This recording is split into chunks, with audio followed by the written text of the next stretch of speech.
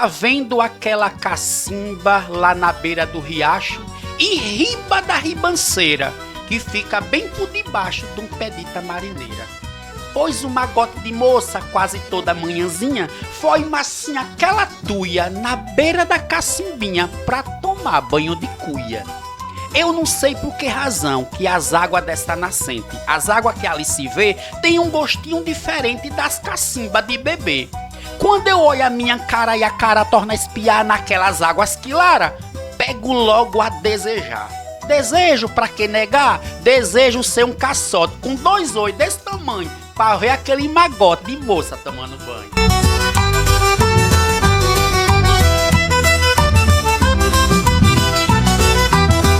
Olá, meu querido, seja muito bem-vindo a mais um episódio do Júlio Cast. Eu sou Judson Leite e estou aqui, querido, para trazer coisas boas para você. E desde já, eu peço a você, querido, se inscreva no canal, deixa teu like, compartilha, tá certo? Isso é muito importante para nós, querido. Beleza? E hoje, querido, nosso convidado aqui a fazer esse bate-papo bacana é uma pessoa especial, querido. Gosto muito dele, certo? Ele que é ator, ele é poeta, hein? Professor e ainda é liderança indígena. É Antônio Carlos de Barro, conhecido como Antônio de Vanda. Seja muito bem-vindo, meu querido, ao episódio aqui do Júlio Cast. Boa noite, meu amigo Júlio. Prazer especial estar aqui no seu podcast, né? Júlio Cast. Júlio Cast. Então, para mim é uma honra ter recebido o seu convite pela primeira vez. Já admiro o seu trabalho. E é gratificante estar aqui, né? Esse coisa boa. Bate-papo gostoso que teremos, né? Isso então, mesmo. Prazer. Amém. E além de tudo, né? O cara é liderança indígena. E eu gostaria de saber, começando agora, de onde tu veio, Antônio? Mas antes eu vou tomar um café. Vou tomar... Veio, Antônio? De onde tu veio? Como você mesmo falou, eu sou indígena Pancararu, né? Sou da aldeia Bem Querer de Cima, mas eu nasci no Saco dos Barros, né? Pancararu, família toda indígena. Família indígena. Família indígena. Com 2 anos foi que eu fui morar no Bem Querer, tinha 2 anos de idade. Então eu sou do povo Pancararu, toda a minha família é indígena, né? Município de Jatobá. Município de Jatobá. E hoje estou como liderança indígena da minha comunidade. Da sua comunidade, né? Isso. Do Interessante. Bem Querer de Cima. Assim, mas você, a sua infância, toda no Bem Querer de Cima, sua infância? Toda a lá. minha infância é Bem Querer de Cima. Bacana. Né? Nasci no Saco dos Barros, mas me criei, cresci, estudei até a 4ª série, né? A antiga 4ª série. Antiga 4ª série. No Bem Querer de Cima e aí até hoje. Até hoje tá lá, conseguiu ser liderança, né? Claro, porque a pessoa para chegar a ser liderança, gente, é porque tem cacique para isso, né? Nossa, que tem conhecimento, né? Que tem capacidade, né? De ser liderança, né? Que não é qualquer um que é liderança. Sempre gostei dos movimentos sociais, sempre gostei da luta do movimento, né? Hoje sou também guerreiro do movimento indígena. Nós sempre lutamos em prol do nosso povo, do nosso território, da nossa história. E é isso. Então, assim, ninguém vira uma liderança. Surge a partir do movimento, a partir da luta, né? Mas tem que ter pessoas de olho, né? Também, né? Olhando o seu desenvolvimento, a sua desenvoltura, o seu jeito de falar. Não é verdade? Não, eu acredito que a própria comunidade ela faz as suas escolhas em termos de quem vai liderar, quem vai te representar em vários segmentos, em vários pontos, em várias situações, né? Mas nós estamos lá nessa luta em prol do nosso povo. Agora eu queria saber assim, uma história da tua infância. Tu lembra de alguma história engraçada, alguma coisa inusitada que aconteceu contigo lá? Rapaz, a minha infância eu era um menino muito traquino. Uma das coisas é que eu fui expulso da escola. Vixe, né? Fui expulso da escola. Né? Só uma coisa que eu quero só fazer uma retrospectiva. Quando você disse Antônio Carlos e Antônio de Vanda, né? O porquê Antônio de Vanda? Sim, o porquê Antônio de Vanda, né? Na verdade, meu nome não seria Antônio. Minha mãe conta que quando eu nasci, né? Estavam querendo colocar meu nome de Severino. Severino de Aracaju. Meu nome seria Severino, né? Não sei por que razão, mas por conta de um tio que chamava Carlos Antônio, também Antônio, né? Era Carlos Antônio, mais Antônio. E aí disseram, não, para aí, vamos ter calma, né? Justo. Vamos ter calma, né? Porque seria Severino. Aí eu acredito que foi um milagre que eu vivi. Nada contra os Severino. Nada contra o Severino. Jamais. Tenho Jamais. nada a ver com Severino, assim, mas meu nome ficou por conta do meu tio Carlos Antônio. Aí disse, não, vamos colocar Antônio Carlos. Antônio Aí, Carlos. Carlos Antônio, Antônio Carlos. Antônio Carlos. Isso aí. Né? Então esqueceram o Severino, deixaram Isso. o Severino pra lá. Ficou um bate e volta, Vai né? que chamava o Severino de Aracaju. Podia ter pegado, né? Que nem pegou Antônio de Wanda, que é a sua mãe. Não, né? e Wanda, Antônio né? de Wanda foi o seguinte. Em 2016, na política, né, algumas pessoas, rapaz, porque você é do movimento, vamos entrar pra política, só fazendo uma pequena retrospectiva. Sim. Aí, na época, os meus aliados, né, os assessores, o pessoal que me apoiava, enfrentantes vamos com você. colocar o nome pra você. Aí, na época eu trabalhava com TFD, né, toda aquela minha história de saúde, TFD. Vamos colocar que nome? Aí, Antônio da Saúde. Não, Antônio da Saúde não, porque já tem não sei quem da saúde, não sei quem do hospital, não sei quem do ambulância, não sei quem não sei da onde. Então, da ambulância. né, tem não sei quem da ambulância, não sei quem do hospital. Então, não. Como coloca Antônio de Wanda. Por quê? Porque o pessoal já te conhece em relação ao seu trabalho na saúde e Wanda, que é sua mãe conhecida lá. Então ficou Antônio de Wanda. Então, se alguém perguntar, Antônio Carlos do Bem Querer, E ninguém muita conhece, gente não. sabe. Agora você Ninguém ser conhece. Antônio de Wanda, agora danado se chamar Severino. Então, assim, começa a história. Então, quando eu era menino, moleque na escola, eu era muito danado. Eu acho que eu fui expulso da escola, aí fui estudar em outra escola. Eu fui expulso do Bem Querer, né? Acredito que na segunda série, primeira, não sei. Mas, não rapaz, lembro, hein? assim, mas tu foi expulso da Da escola. fui expulso. Mano, eu não consigo imaginar, não, Antônio, Eu tu sendo fui- expulso da escola, não. Ó. Meu amigo, eu jogava o prato na merenda na parede e fazia aqueles bumerangues. A parede. Se o pessoal da época, os meus professores, funcionários da época, vai recordar esse momento, né?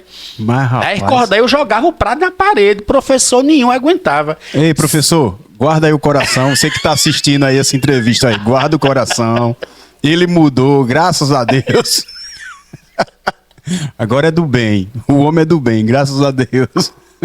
Aí fui estudar no Saco dos Barros. Só passei uma semana. A professora, não, quero não, volta. A escola não aceitou na época, né? Então, assim, eu era muito, como se diz os nossos mais velhos, eu era muito traquino. Muito traquino, Muito é. traquino. Eu era um adolescente, Saúde, uma né, mano? criança muito rebelde nessa Saudável, rapaz, saudável. É saudável, né? É. Eu saudável. xingava as professoras, só não chamava de arroz doce. Então, assim, a minha infância teve essa pitada de uma Traquinagem. criança traquinagem, né? É, rapaz, interessante, né, rapaz? Mas assim, pelo que eu conheço, né, e ouvi falar, você é professor hoje, Sim. né? E tem alguma passagem assim que lembra você quando era pequeno, que você vê hoje nos seus pequenos hoje, que você ensina, diz, rapaz, esse cara é parecido comigo, esse menino. Da mesma forma como houve um resgate, por que eu falo resgate? No sentido dos professores também da época acreditaram em mim. Né? Então, assim, eles não largaram ou não soltaram a minha mão, né? Teve uma professora da época também que me ajudou bastante, né? Eu não sei se eu posso citar o nome, foi uma professora muito que me ajudou bastante, né? E ela sempre acreditou em mim, né? Então, assim, ela não, mesmo eu sendo expulso da escola, ela foi atrás. Ou seja, você está suspenso, está expulso, mas eu não vou deixar você fora da Sim, escola. eu não vou te abandonar, né? Foi Dona Naí, uma pessoa muito Dona que eu tenho Naí, tia Naí aqui? Tia Naí, uma pessoa que eu sim. considero, que eu respeito muito, foi uma das professoras que não soltou a minha mão, né? Isso mesmo. Segundo ela, diz que hoje ela tinha... eu jogava até pedra nela, né? Eu era muito traquino, né? Bonzinho. Mas assim, e hoje eu conversando com os meus alunos, né? Como coordenador pedagógico, quando professor, converso e trago essa experiência que nós precisamos entender, né? Cada aluno. Precisamos ouvi-los, né? E não criar uma perspectiva, ou seja, através só de um comportamento, porque nós não sabemos o que está por trás, né? Tem a questão social, tem a questão de vulnerabilidade, né? Então, assim, nós precisamos acolher, incluir em todos os aspectos, né? Em todas as formas, né? Então, de forma pedagógica, né? De forma social, entender o que está acontecendo, mas não perder nenhum, porque todos são especiais. É importante, né? Importantíssimo. É importante. E hoje, assim, eu sou professor, né, das escolas indígenas, professor indígena, também sou estudante. Tu dá aula onde? Eu sou professor lá da aldeia Caldeirão. Caldeirão. Aldeia Caldeirão. Bacana. Aquela escola ali, eu acho que é a maior, eu acho que ela é a maior, né? Ela está entre as das maiores das escolas indígenas, né? São 4 escolas indígenas, assim, que são maiores. Ela tem ensino do infantil ao EJA médio, né? Ensino médio, né? Já outra tem também que é escola de porte, a Pancararus, no Saco dos Barros. Saco dos Barros também. Então tem outras, né? Bacana, velho. Mas aqui, para você adquirir essas formações, você teve que sair daqui, não foi do nosso ambiente, aqui do lugar, teve que ir para outros lugares estudar fora. Então, quando eu entendi que a educação, ela muda, ela traria mudança, né? Foi a partir daí que eu disse, poxa, não, eu preciso estudar de fato. Eu vendo todos os meus colegas saindo da zona rural para Itaparica, na época da antiga estadual, né? Que nós chamávamos assim estadual, que hoje é referência. Então eu quero também estudar, né? Eu não vou brincar, eu quero, né? Então a partir daí eu comecei a traçar um plano, porque na vida da gente, o nosso projeto de vida somos nós que construímos. É isso aí. Não é verdade? Então a partir daí eu comecei a traçar planos, e aí eu fui passando, e aí eu me envolvi na leitura, né? Eu acho que você pensou outra coisa. Se fosse hoje em dia... Aí eu comecei a me envolver na literatura. Eu lembro do primeiro livro que eu li na biblioteca, que era da família, do grupo, alguma coisa assim, da editora Vagalume, acredito, da Maria Sodré, né? A Ilha Perdida. Da autora, acho que era Maria Sodré. Alguma coisa assim, não lembro muito bem, que faz muito tempo. E eu comecei a ler alguns livros na biblioteca, imaginar, assim, e começar a imaginar, fantasiar coisas. E foi aí onde eu comecei a querer interpretar, porque quando eu lia os livros da editora, acho que era Vagalume mesmo, eu ficava imaginando, e cada vez mais eu lia A Ilha Perdida, A Montanha Encantada, O Caso da Borboleta Tíria. Então, assim, eu comecei realmente a me envolver dentro desse contexto da literatura, né, dos livros. Eu gosto de ler, né? Eu sou um cara que eu gosto de ler. Quando eu estou em qualquer evento, quando alguém diz, tu pode ler? Eu disse, tal. Né? Porque, assim, a leitura, ela vai abrindo essas possibilidades para uma perspectiva que nós queremos, né? Então, assim, foi a partir daí que eu comecei a me direcionar nessa questão da literatura. E quando foi em 2004, eu terminei o meu... que na época não era ensino médio, era o contabilidade, né? Ou magistério, né? Ou magistério. Eu queria muito fazer magistério, mas alguns colegas da época, não... vamos fazer contabilidade, porque não sei o quê. O magistério era coisa mais de mulher, que não sei o que. Tinha isso também, né? Tinha toda essa... Aí, poxa, mas eu queria fazer magistério, eu queria ser professor. Eu sempre quis ser professor, né? Professor, para mim, era uma questão de honra. ser professor. Justamente. Mas a galera, vamos fazer magistério. Era a última turma da época de 99. Essa turma de 99, não foi a última turma que teve contabilidade, não foi? Foi a última turma do contabilidade. Que teve contabilidade e magistério. Depois, ou ficou só magistério?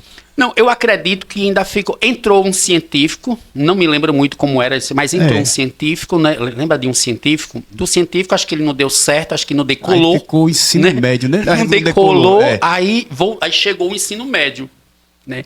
Então, quando eu terminei o contabilidade, que na época, como todo mundo sabe, nós tínhamos a opção para não ficar em casa, né, sem fazer nada. Isso. Aí voltava a fazer outro curso. Outro curso. Aí eu entrei no ensino médio. Se eu não me engano, o meu cunhado, ele parece que foi 2 vezes que ele terminou, aí fez de novo, parece. Se eu não me engano. Parece que foi isso mesmo. Na época, quem tinha condições de fazer cursinho ia para Paulo Afonso, né? O pessoal que era mais, né, endinheirado, né? Tinha o Farm-Ri. Tem que ter dinheiro, né? O Farm-Ri, então ia, botava os filhos, o parente, enfim. Mas nós não tinha essa opção de até para pagar o ônibus aí era estudava, ruim, né? E até, se tivesse outro curso, ainda entrava novamente, né? Justamente. Mas aí foi quando eu cheguei, eu fiz o primeiro ainda, o segundo. No terceiro ano, no meio, eu fiz o vestibular, né, na Universidade Federal Rural, né, na época, né, eu fui com um grupo só indígena, a gente tinha esse acesso, porque a Coveste, na época, me parece que ela dava as inscrições, nós indígenas não pagávamos a inscrição para o vestibular, né, era cedido pela Coveste, antiga Coveste, né, que não sei como é hoje. Mas, resumindo, eu fiz o vestibular e passei para engenharia florestal. Não era o que eu queria. Mas, assim, na época era, é o curso do momento. É o curso do momento, mas eu nunca me vi engenheiro. Nunca se viu engenheiro, na engenharia. Não me vejo engenheiro, né? Então, assim, fui fazer o vestibular, passei na primeira fase, passei na segunda fase, e aí fui morar no Recife. Foi aí que você... Foi pra lá. Aí foi aí que eu fui pra Recife. E aí o que aconteceu? Eu disse, pronto, eu tinha um desejo muito de entrar nesse universo da arte, do teatro, da poesia, mas eu não sabia como, não sabia em que porta bater, né? E aí eu cheguei ao 5º período, né? Mas eu cheguei ao 5º período e aí eu me recordo que tinha algumas disciplinas que eu não me identificava, porque não era a minha área. E os meus colegas chegaram e diziam, Índio, tu tá no curso errado, né? Por quê? Aí tem que dizer índio, né? Porque eu era o único da turma que gostava da Tinha uma professora de antropologia e eu era a única disciplina que eu me sentia à vontade. Então, quando chegava as químicas, as físicas, as matemáticas da vida, etc., assim, não que elas não sejam, elas são fundamentais para os cursos da exata. Porém, não era o que eu queria, né? E aí eu fui conversar com o reitor, com o pró-reitor, com tudo que foi de O, para poder pedir, pelo amor de Deus, deixa eu ir para um outro curso. Aí ele dizia, olha, não. Só para sua área, eu deixo você ir para agronomia. Eu disse, eu não quero. Eu acabo de dizer, entenda, meu filho, eu não quero. Deixa eu ir. Eu quero ir para história, sociologia, os cursos à noite. Não, porque é outro grupo. Aí tinha essa questão dos grupos, né, da época. Aí tudo bem. Aí fiz uma inscrição para um LA, que é a Licenciatura em Ciências Agrárias. O LA entraria como portador de diploma e quem estava a partir do 5º período. Aí boa, eu já estou no 5º, eu tranco o curso e vou fazer o LA à noite. Aí assim eu fiz. Quando eu cheguei aí eu tranquei o curso, aí fiquei só no LA. Aí chegou o coordenador. Ei, bonito. Você tá errado. Tá errado. Volte. Mas foi isso. Você não pode trancar o curso porque você está no LA. O LA você só termina o LA se concluir a graduação. Eita. Como você não é portador de diploma, eu disse então tchau. Aí fui fazer uma outra faculdade. Poxa, tu desistiu? Tranquei engenharia. Eu fui fazer pedagogia e educação ambiental. Certo. Né? Então assim, quando eu comecei a fazer o primeiro que foi pedagogia, oxe, eu já me senti como se estivesse no paraíso. Não sei qual. Mas já me senti. Já vi que a coisa já tinha... a coisa já tinha mudado, já criou-se novas perspectivas, né? Já comecei a trabalhar também como eu já comecei a estagiar, fazer alguns trabalhos em outras universidades. Assim, foi um caminho. E aí, ainda na época da própria universidade, eu inventei uma vez de ser cantor. Né? Eu acho que essa eu não sabia. Eu acho que todo jovem, eu acho que eu era jovem, né? Todo mundo tem um desejo. Tem uns que tem um sonho, não é sonho, era um desejo. Aí eu tinha uns colegas, porque assim, eu sempre gostei da arte. Sempre gostou? Eu nunca gostei, assim, ninguém nunca me vê muito em outros eventos alternativos, tipo...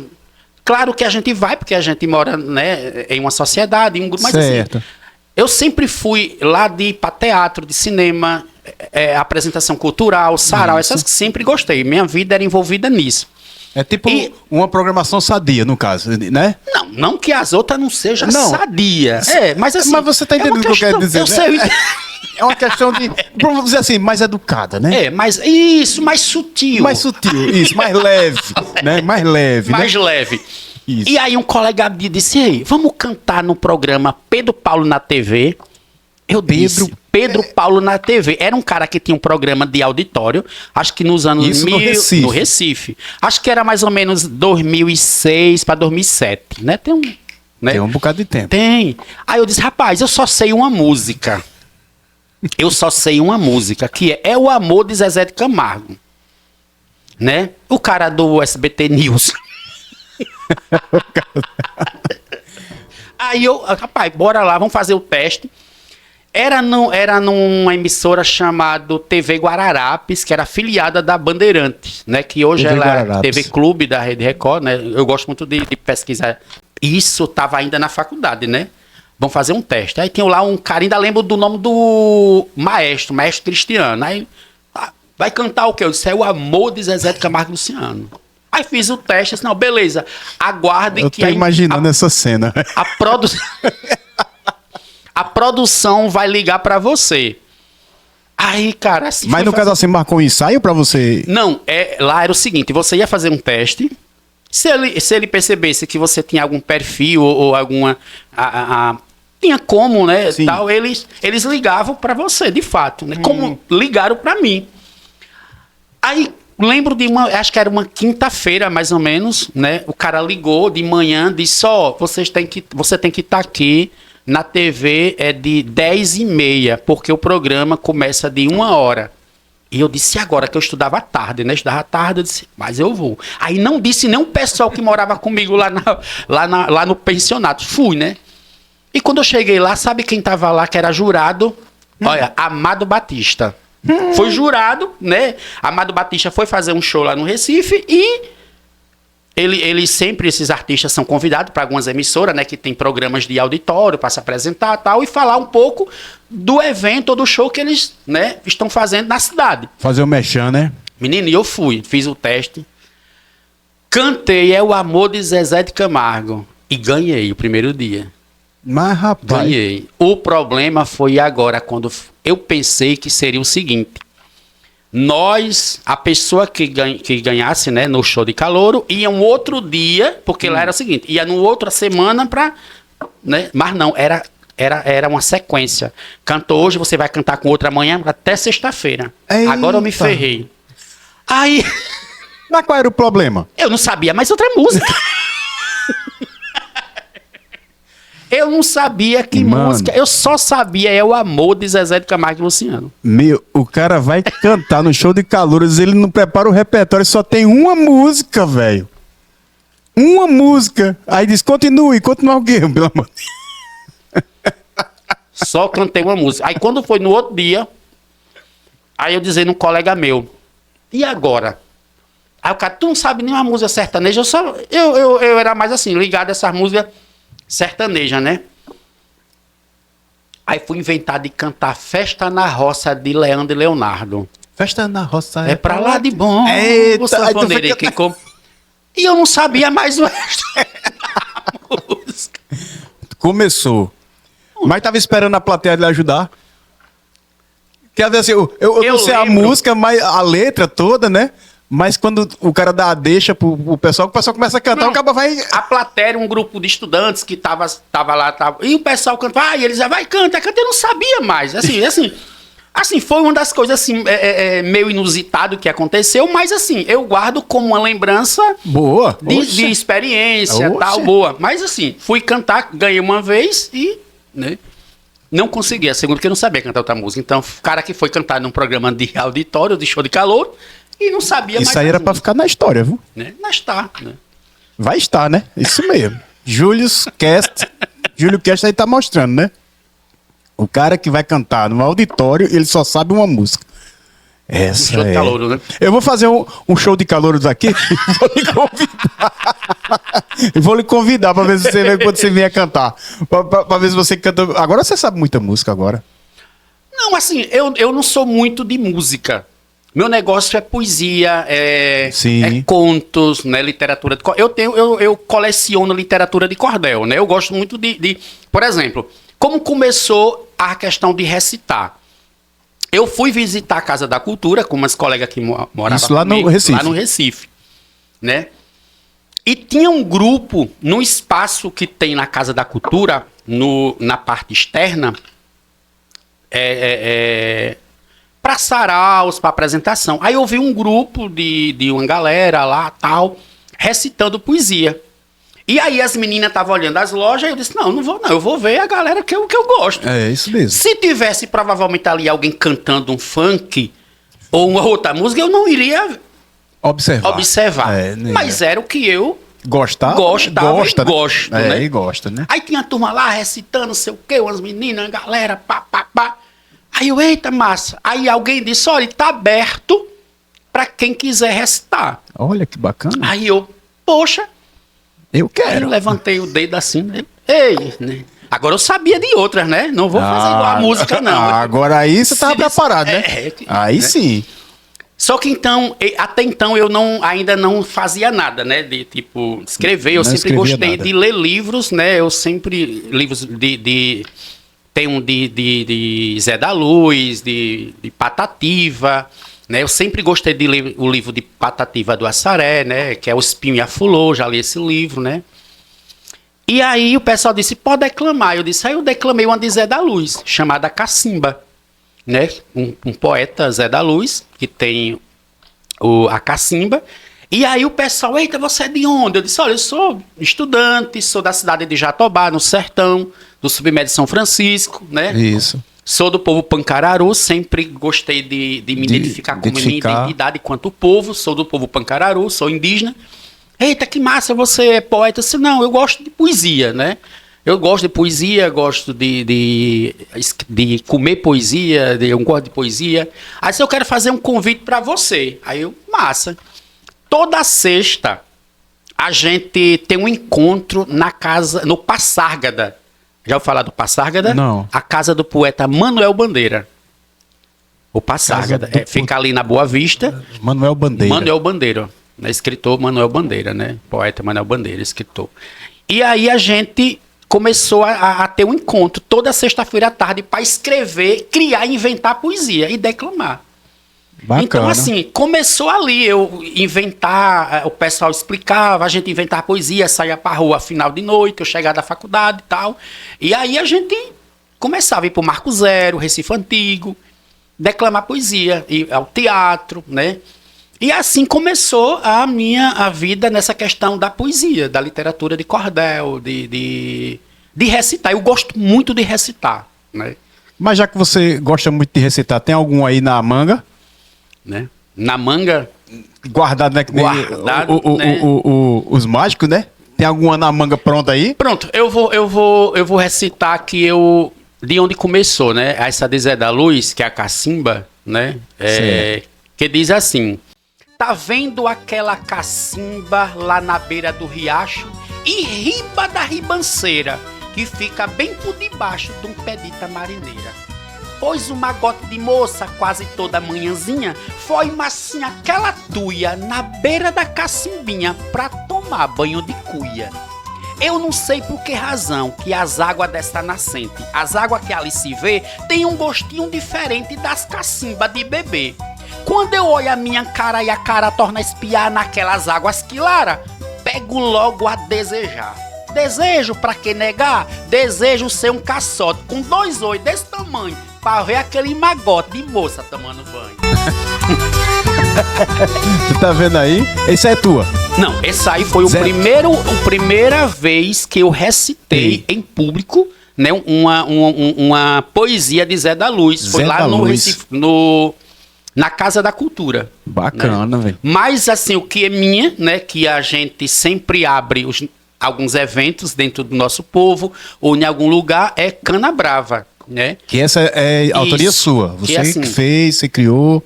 Inspiração. Isso. Dentro da nossa história, do nosso território. Né? Você pode declamar ela aí? Sim. Sou filho de Canabrava, vila de Itacaratu, Amém. do serrote da missão, da tradição do imbu. Sou das matas que encantam no Tuante e no Maracá. Sou das forças encantadas na proteção do praiá. Sou das noites de Santo Antônio nos festejos de São João, no terreiro do Poente, que é da nossa tradição. Sou das noites de Santa Luzia, nos festejos de São José. Sou da Serra do Pebão, nas 3 rodas de um toré. Sou da Serra da Leonor, uma lenda da região contada nas escolas da nossa educação. Sou das águas do Velho Chico, por nome Opará. Sou do cheiro da catingueira, das terras de Jatobá. Sou filho de Petrolândia, do embrião de Itacaratu. Eu sou filho dessa terra, porque eu sou Pancararu. É isso aí. É isso aí, viu lá, pessoal? É isso aí, o poeta, artista aqui da nossa terra. E o bom, querido, é porque a gente descobre tantas coisas boas, porque da nossa terra tem muita gente que diz assim: o que é que vai sair bom lá de Jatobá? Artistas, poetas, hein? Aqui tem tudo, uma diversidade. Aqui tem pessoas, querido, que andam pelo mundo cantando, que é o caso do nosso amigo Jean Ramos. Isso. Também, né? Jean Ramos, uma Grande oportunidade, artista. grande artista, né? Ó, você é nosso convidado, quiser vir aqui no Júlio Cast, tá de portas abertas, meu amigo, pra você. E eu acho bacana isso. Eu acho muito bacana essa questão de você valorizar a sua cultura, né? E aí também foi a partir daí desse meu envolvimento, né, com o pessoal lá no Passárgada, da casa do poeta Manuel Bandeira, eu expressei o desejo de fazer teatro. Só que eu tinha olhado... De ser artes cênicas. Fazer artes cênicas, né? Eu queria ser um ator de teatro. Eu não pensava em ser ator de televisão. Não. Certo. Eu queria ser ator de teatro. Eu imaginava como seria o teatro. Por trás das cortinas que nós chamamos as coxias, né? Lá nas coxias. Como seria lá? Como era? O que acontecia por trás? E aí eu sempre olhava nos classificados de algum curso de teatro, gratuito, né? Não tinha o Faz Me Rir, então eu tinha que fazer curso gratuito. E na época, eu vi em um dos classificados do JC, Jornal do Comércio, curso de teatro gratuito no espaço cultural Ceci Costa Allan Kardec. Aí o Allan Kardec. Allan Kardec, ele era artista? Mas assim, na época eu disse, rapaz, eu não vou fazer não. Eu não sei como é esse negócio, Allan Kardec disse que é né? Na época eu não tinha essa mas eu conversando com o pessoal, não disse esse desejo a uma menina, uma colega chamada Cíntia da época. E ela disse, olha, um amigo meu vai abrir um curso, uma oficina de teatro. Sábado, vai com 8 dias, vou ver se tem vaga e tal. Eu disse, não, tal. E aí ela conseguiu, ele disse, não, diga ele que pode ir, fica de frente, centro de convenções, tal, todo sábado. Isso era grátis? Grátis. Ah, sim. Aí, quando eu cheguei lá, era de frente o centro de convenções em Olinda, né, próximo, entre Recife e Olinda. Eu esqueci até o nome do bairro, né. E aí, quando eu cheguei lá, era o centro cultural que eu vi nos classificados. O de Allan Kardec. O de Allan Kardec. Aí eu disse, apoio vai ser com Allan Kardec mesmo que eu vou fazer. A oportunidade. Oportunidade. Né? Júlio, quando eu cheguei lá, assim, que eu vi, assim, a galera me acolheu, né? eu passei 8 meses dentro desse espaço, desse centro cultural, fazendo um trabalho social nas comunidades, nos hospitais, né? Eu já andava em hospitais na semana, né? Já andava, como eu né? trabalhava fazendo TFD. Então, os finais de semana era fazendo um trabalho social dentro dos hospitais. O hospital Hospital do Câncer, o Oswaldo Cruz, com crianças, adolescentes com câncer. Então, a gente fez um excelente trabalho, fazia os cursos e nos domingos nós fazíamos apresentações. Né? No caso que nem eu vejo muito assim na televisão, tipo de palhaço, de... Isso. Peter Pan, A gente fazia alguns peças... musicais, né? A gente fazia alguns musicais infantil para levar alegria àquelas crianças que estavam internadas, né? Então Isso a gente mesmo. trabalhou muito fazendo esse trabalho aos domingos em alguns hospitais. Então eu passei 8 meses no Ceci Costa, né? Tenho uma dívida enorme por eles, por ter me acolhido, uma gratidão enorme. De lá nós fizemos vários projetos dentro do centro de convenções. Eu realizei um grande desejo, que era fazer uma apresentação no Teatro Guararapes, do centro de convenções, né, para muita gente. Um trabalho que nós fizemos de um livro, né, deles chamado Sexo e Destino. Era uma psicografia um livro de André Luiz e uma psicografia de Chico Xavier, né? Baseado na doutrina espírita, né? Então a gente fez vários trabalhos, fiz trabalhos de época.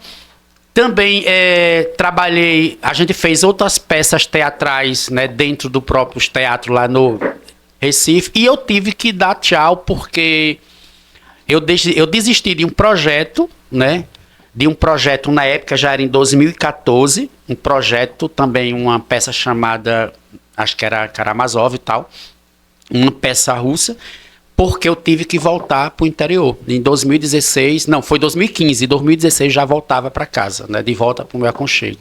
Né, então teve que deixar, mas assim, alguns projetos, né, inclusive deixei alguns projetos da Fundarp com o grupo, né, não meu, mas do grupo que eu estava, né? Eu fiz o curso básico no Sesc de Santo Amaro, então eu tenho um curso básico e o intermediário de arte cênica pelo Sesc de Santo Amaro, Recife. Tudo concluído. Concluído, né? É isso aí, bacana. E quando eu retornei, né, eu senti falta, porque é uma outra realidade. E aí foi quando eu sentei com as meninas daqui, com Eva Vilma, com Deise, e a gente fundou o grupo Companhia de Teatro Thelma Rodrigues, em homenagem a Thelma, uma menina aqui de Itaparica. A gente fez alguns trabalhos, a gente fez vários trabalhos, né, da Companhia de Teatro. E, inclusive, a gente apresentou até um espetáculo no CRI, né, O Boi e o Burro no Caminho de Belém. Não sei se você já ouviu, né? Foi mais ou menos o Boi e o Burro. Era uma peça natalina, né? Sim, sim. O Boi e o Burro no Caminho de Belém, né? Sim. Pela Companhia de Teatro Thelma Rodrigues. Bacana. E aí fomos fazer várias coisas. Também nós fizemos a homenagem. Fizemos. Thelma Rodrigues é a que morava no nível 2? Isso. Que foi de uma cirurgia. Isso, sim. né? Interessante que tu falou nela agora. E o irmão dela de vez em quando é daqui, né? Aí o cara dizendo, ele é irmão de Thelma. Tu não conhecia não Thelma e tal? Foi até o professor Elton que falando, né, de Thelma e tal. Aí eu disse, não, rapaz, eu não me lembro. Aí, porque assim, a fisionomia às vezes some, né? Aí agora tu falando agora, era uma pessoa importante, né? Porque, assim, tem um legado, uma história da arte, né? Ela foi fazer arte cênica no Rio Grande do Norte, né? Conhecia muito ela também. E aí quando eu voltei, eu juntei com as meninas e nós criamos a companhia de teatro, né? Então, passamos algum tempo, né, fazendo alguns trabalhos. Nós também homenageamos os 100 e poucos anos de Petrolândia, não lembro qual foi, lá no Centro Cultural, através de um projeto, né? A saga dos retirantes da antiga Petrolândia Velha, né? Nós também fizemos esse espetáculo em Petrolândia, apresentamos em Jatobá, né? E outros trabalhos que nós realizamos dentro desse espaço. E questão dentro da área indígena, você já levou alguma coisa de teatro para movimentar algum pessoal lá? Sim, já dei oficina de teatro dentro da aldeia também. Isso é bacana, né? Incentiva, né? Outras e pessoas. dentro das escolas a gente sempre leva essa questão da literatura. Ontem mesmo fui convidado à tarde para uma escola, né, lá no município de Itacaratu, né, do Povo Entre Serras, né, para participar de um sarau literário, onde eu apresentei, da escola pegou os meus, algumas poesias, fez um banner, achei assim, achei... Eu fiquei... Fofo, né? Fofo. Que acaba de... Eita, né? tá todo fofo aí, né? E assim, muito bom, a gente sempre traz, nos próprios eventos no nosso território, não só da educação, mas de outro, qualquer que seja, muitas das vezes a gente abre com poesia. Eu sempre, quando eu estou, sempre sou convidado, né? O pessoal pede, vamos, né, fazer uma recitação, declamação, enfim.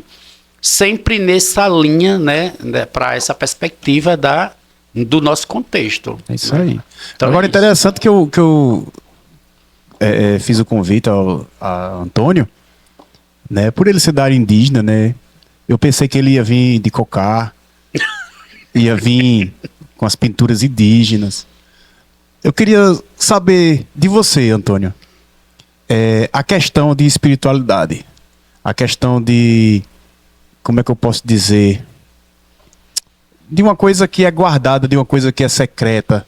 Se tem algum significado de você usar aqueles negócios, você não pode usar aquela tinta, usar aquelas... como é que chama aquele nome dos desenhos? São desenho mesmo. Símbolos, né? Símbolos. Digamos, eu vou dizer que são símbolos dentro da pintura indígena, do corpo indígena. Isso. Veja, a questão de você estar me esperando de adereços, né? Eu costumo dizer que eu não sou exótico. Você não é exótico. Exótico, mas assim, sempre que nós...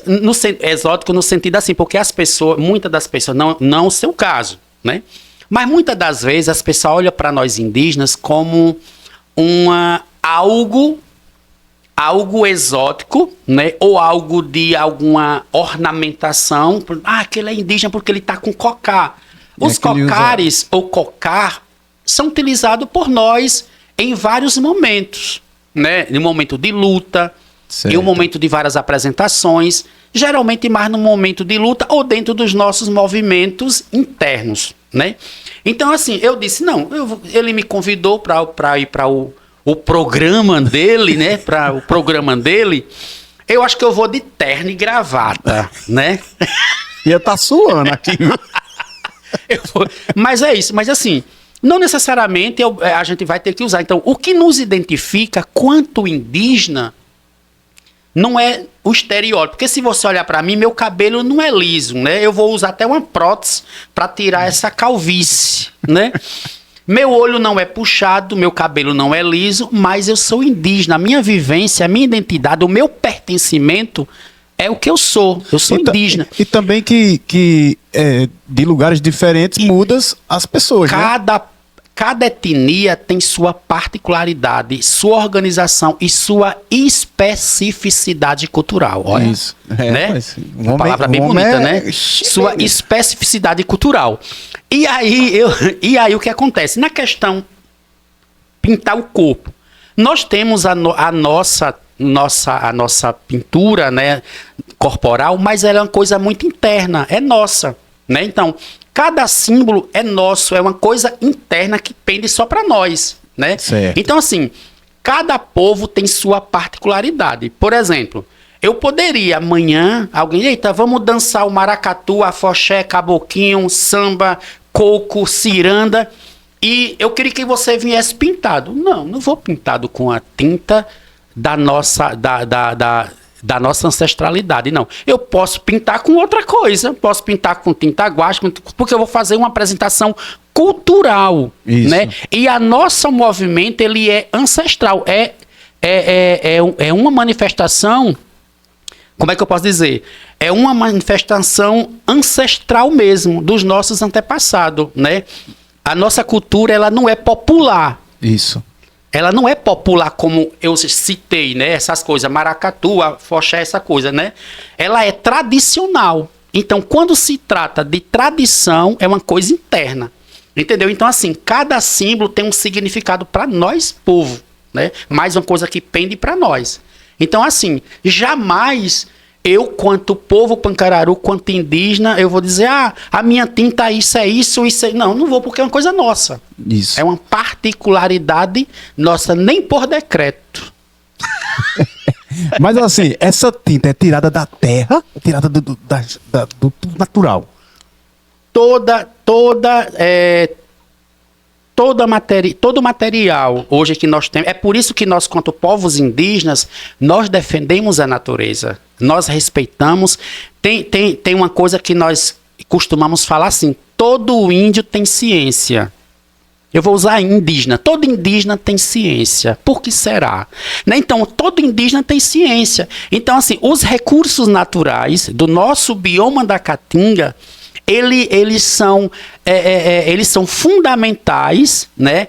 Fundamentais no fortalecimento da nossa identidade. Então, tudo que nós temos está relacionado ao nosso meio ambiente, Isso. à natureza. Então, todos os nossos rituais, todas as nossas manifestações têm uma ligação muito forte com a natureza. O nosso território, ele não é um território especificamente relacionado a plantar, colher e comer. Não, ele é mais do que isso. Ele é sagrado.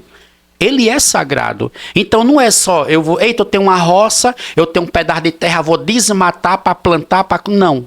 Nem tudo precisa desmatar, nem tudo precisa você arrancar, porque é sagrado. É sagrado. Então tudo relacionado à nossa cultura é relacionado à natureza. Nada é de fora, nada é pego de matéria, de outra coisa que não seja da natureza.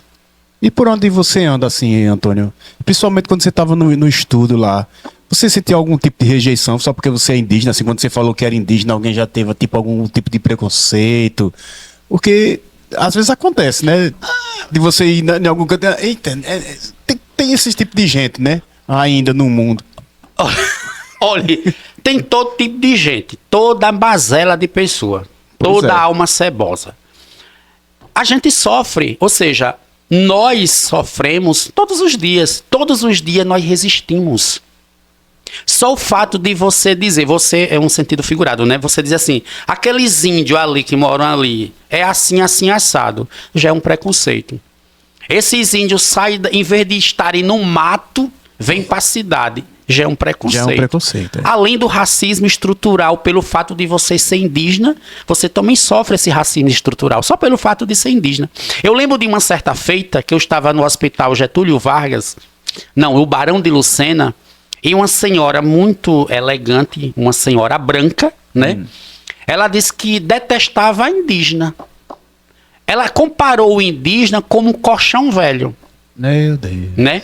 Então, assim, a gente se depara, né? E olha, era uma matéria que estava passando, acho que no Bom Dia Pernambuco, né?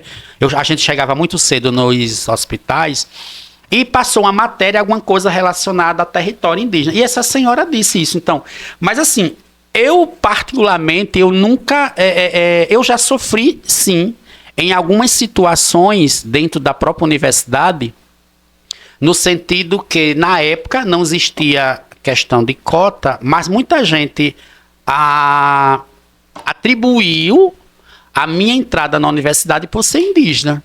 Eu disse assim, a diferença é porque eu não paguei para fazer o vestibular. Mas assim, eu passei com o mesmo... Justamente, com o você mesmo estudou, teve que estudar. esforço que vocês passaram.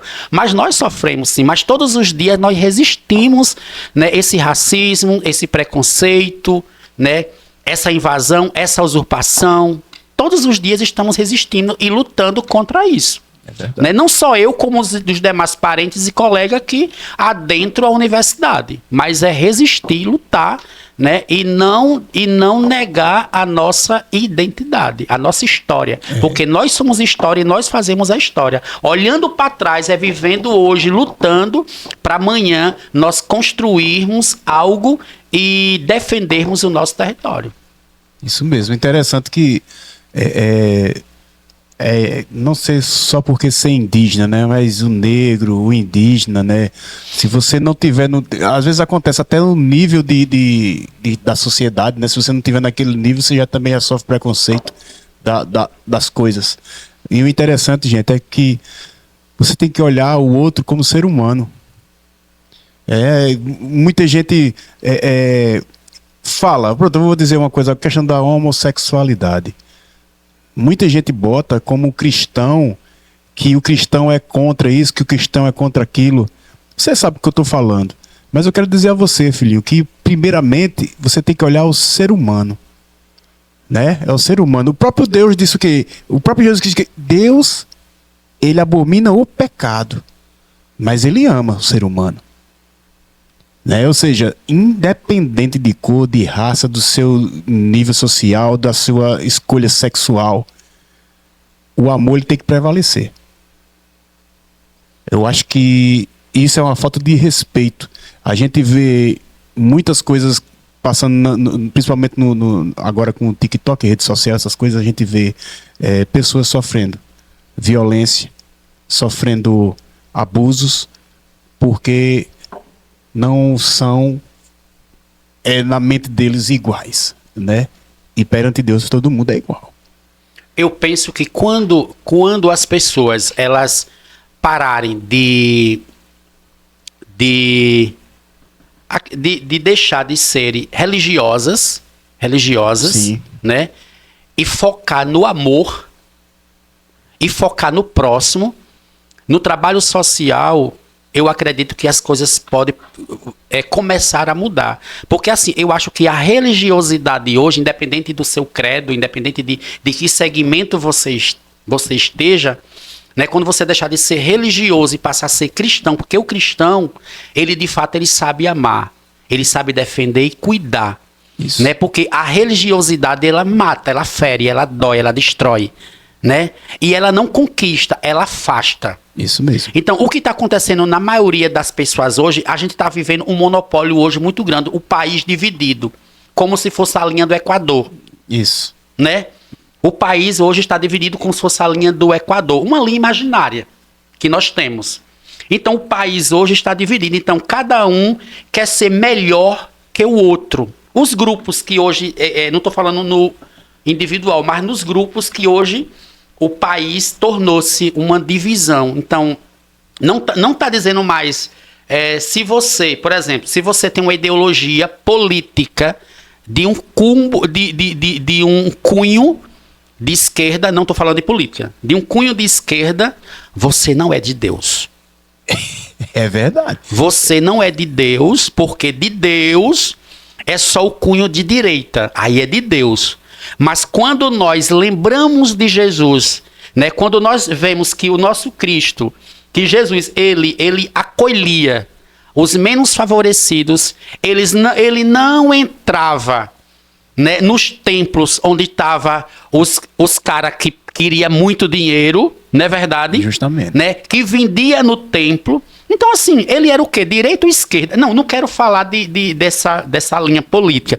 Mas é só, então, as pessoas, elas precisam parar, elas precisam entender que nós precisamos incluir as pessoas. E muitas das vezes nós somos, principalmente nós, indígenas, negros, quilombolas, né, que já são marginalizados, já são discriminados, né, e ainda sofrer essas questões de ideologia, né? Então, assim, eu penso que o importante é nós acolhermos a todos. Justo. Né? E as demais coisas, Deus Justamente. acrescenta. Então, assim, tem coisas que não dependem de nós, né? Tem coisa que diz assim, né? A própria Escritura diz, tem coisas que é para nós e nossos filhos, mas tem coisas que é só Deus. Ah, mas eu sei de tudo. Ah, você é do lado de lá, você já é do lado do sujo. Né? Você é do lado sujo. Entendeu? Então, assim, nós, quanto sociedade, nós precisamos, só depender de nós. Isso, né? isso Só mesmo. depende de nós. Tem uma frase que nós indígenas, nós costumamos falar, que diz o seguinte: posso ser tudo o que você é, sem nunca deixar de ser o que sou. Né? Posso ser o que você é. Eu posso ser um artista, eu posso ser um poeta, eu posso ser um médico, posso ser um doutor, eu posso ser até um apresentador do SBT News. Mas eu não vou deixar de ser indígena. Com certeza. Né? Então, a sociedade ela precisa entender que o fato de nós estarmos na cidade, né, de nós termos uma casa para morar, uma casa boa, ou um carro para andar, uma moto para andar. Ó, quem nunca ouviu? Ó, ali é índio, ó, o índio ali no carrão. Índio de iPhone. O índio de iPhone. O índio enfim, mas ele não vai deixar de ser, porque o que vai identificá-lo é sua identidade, é sua essência, é sua vivência e é o seu pertencimento dentro do território quando você o defende. Isso sim. E nós, quanto povo, quanto sociedade, precisamos incluir e ser incluído. E a luta e resistir sempre. E não deixar que ninguém mais, né? Ou seja, não deixar que a época da coroa não nos prenda novamente. A época da coroa da Casa Grande, né? Isso. Nós do coronel, né? Não, entendeu? É resistir, é isso. Mas também teve um período, né? Que da faculdade, eu lembro, quando eu fui fazer uma pós, a professora não queria que eu fizesse a pós na linha que eu gostaria de fazer. Porque ela disse o seguinte: como é que você vai fazer se aqui em Pernambuco não tem indígena? Porque quando eu falava que eu era indígena, ela achava assim: não, você é descendente. Eu disse: não, eu não sou descendente. Eu sou indígena. A senhora gosta ou não?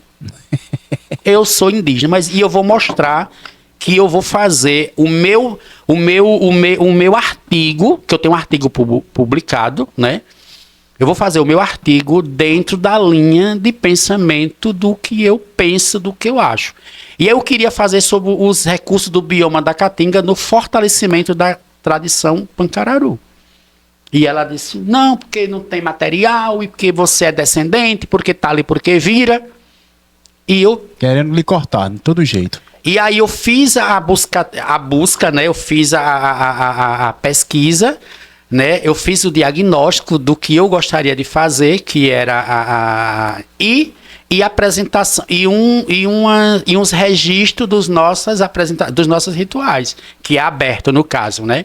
E aí ela ficou assim, quase ela impactou quando ela viu. Isso é aqui em Pernambuco, eu disse, povo Pancararu, como eu disse a senhora. E aí a gente fez o artigo. Falta de conhecimento. É isso que acontece com a humanidade. Por não conhecer, muitas vezes se estrepa, né? Muitas vezes fala demais sem ter o conhecimento. Então sempre nós estamos nos deparamos com essas situações dentro desse contexto. Essa professora, né, falou de uma coisa que ela não sabia. Por quê? Porque muita gente diz assim, porque todos que estão aqui são descendentes.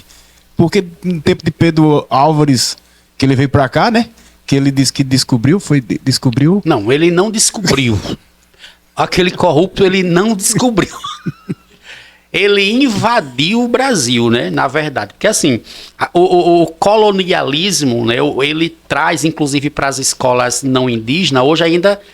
aquela historinha do dia 19 de abril, né, que pinta os meninos com uma tintinha, bota umas peninhas e tal, e comemora o dia do índio, né, que as escolas justamente, né, não indígenas traz esse contexto. Mas para nós, quanto povos indígenas, educação escolar indígena e educação indígena, na verdade, nós temos, todos os dias é dia dos povos indígenas. Com certeza. Então, assim, a colonização, eles trazem uma narrativa errônea, né? E eles não descobriram, porque assim, nós vivemos aqui além de 1500, né? Hoje não é mais o Brasil da coroa, é o Brasil do cocá. Nós lutamos, resistimos, né, por conta desses invasores, porque a nossa história, ela não é a partir de 1500. Ela é muito mais além, né? Eu ainda lembro quando eles chegaram aqui no Brasil. Tu se lembra? Entendeu? Entendeu? Assim, então, assim, é uma coisa que a gente precisa todos os dias combater essas narrativas errôneas, né? Porque todos os dias é dia dos povos indígenas, né? Eu queria que você deixasse uma reflexão, Antônio. Uma reflexão sua, como indígena, como líder, né, indígena que você é, para essas pessoas jovens de todas as classes, da mais baixa a terra mais alta, que eles entendem assim, mas para mim é tudo a mesma coisa. Do Cabo Rico, vai tudo mesmo pro mesmo canto. Tem um texto, uma frase que eu sempre digo que no espetáculo da vida existe alegria e choro. Na noite vive o espanto, na morte não tem retorno. Na simples vida de alguém existe uma emoção que reina no coração de alguém tão importante. Então, quando a gente olha, observa, né, os nossos parentes e amigos, né, as expectativas, as conquistas, nós quanto povos, né, todos nós somos importantes. O nosso território, a nossa ciência, o nosso sagrado. Então, assim, quando você traz essa fala, né, do que aconteceu, aí a gente faz uma reflexão do que é a natureza. O que Deus, ele está, assim, olhando para os povos tradicionais. E que a natureza, ela é sagrada. É onde nós comemos do mato, a nossa água que bebemos, né? Muitas vezes a gente pensa, muita gente não tem esse conhecimento, que quando você vai ali na mata, na serra, pensa que é como fazer um turismo qualquer. Não. Ali é sagrado. Ali é sagrado. Ali é a terra. E a terra, ela é sagrada. Né? Então, que cada jovem, que cada adolescente, que cada criança, que cada pai, que cada mãe possa refletir sobre a vida, sobre o meio ambiente, sobre a natureza, sobre a nossa educação indígena. Não estou falando de educação escolar, mas da educação indígena. O que nós aprendemos no dia a dia e que isso prevaleça. O nosso pertencimento, a nossa vivência, né? Porque assim, não é só dizer, eu sou pancararu. Não, é vivenciar o dia a dia. É lutar, é resistir. Né? Ser pancararu é dizer, eu sou pancararu.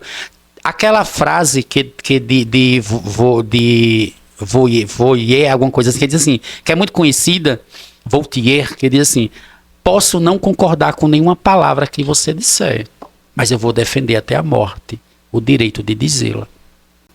Então, assim, nós quanto povos, nós temos que nos defender. Né? Nós temos que respeitar o nosso espaço sagrado. Então, é uma coisa muito particular, né? Mas eu quero deixar essa mensagem, que todos nós, indígenas, homens e mulheres, que vivem aqui muitas vezes, né, tem algumas dificuldades, né, mas não deixar de resistir, porque nós somos assim, somos o que somos, e jamais seremos destruidor da natureza. Porque nós temos a nossa soberania, que é a água, que é as plantas, são as plantas medicinais, as plantas que comemos no mato, que o homem não indígena muitas vezes não conhece. É verdade. E muitas vezes nos ignoram, mas nós conhecemos a nossa ciência. Então é resistirmos e resistir. E sempre lutar. E reafirmar e dizer, sou, serei e sempre pancararu. E você aí que está nos assistindo, que você gostou, deixa teu like, compartilha esse vídeo e o mais importante, querido, se inscreve no canal, porque isso ajuda, querido, a gente a alcançar mais pessoas, beleza? Fica na paz de Deus e até a próxima. Tá vendo aquela cacimba lá na beira do riacho? E riba da ribanceira, que fica bem por debaixo de um pé de tamarineira. Pois o magote de moça, quase toda manhãzinha, foi massinha aquela tuia na beira da cacimbinha pra tomar banho de cuia. Eu não sei por que razão que as águas desta nascente, as águas que ali se vê, tem um gostinho diferente das cacimbas de bebê. Quando eu olho a minha cara e a cara torna a espiar naquelas águas claras, pego logo a desejar. Desejo, pra que negar? Desejo ser um caçote com 2 olhos desse tamanho, pra ver aquele magote de moça tomando banho.